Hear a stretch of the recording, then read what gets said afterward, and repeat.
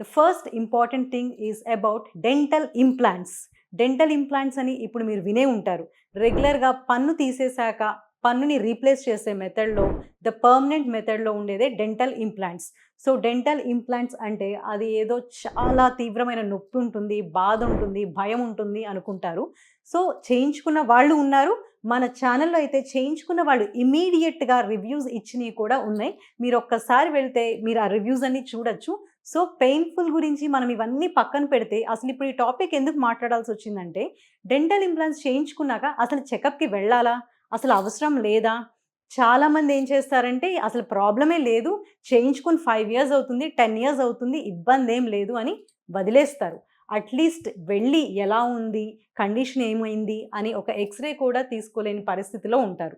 But నేను చెప్పేదేంటంటే మీకు in spite of thought pain ఉన్నా, లేకపోయినా, ఇబ్బంది ఉన్నా, లేకపోయినా అండ్ మీరు హ్యాపీగా చీవ్ చేస్తున్నారు, ఎటువంటి ప్రాబ్లమ్ లేదు అనుకున్నా కానీ, మీరు చేయాల్సిన చిన్న పని ఏంటంటే ఇయర్‌లీ వన్స్, నేను 6 మంత్స్ కూడా చెప్పట్లేదు.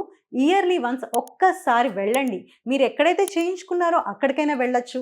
లేదా మీరుండే ప్లేస్‌లో దగ్గరగా ఉన్న ఓరల్ మాక్సిలోఫేషియల్ సర్జన్ అనే స్పెషాలిటీ డిపార్ట్‌మెంట్ ఉన్న హాస్పిటల్ ఏదైతే ఉందో మీరు అక్కడికైనా వెళ్ళొచ్చు. వెళ్ళి ఒక్కసారి ఎక్స్‌రే తీయించుకోండి కంపల్సరీ.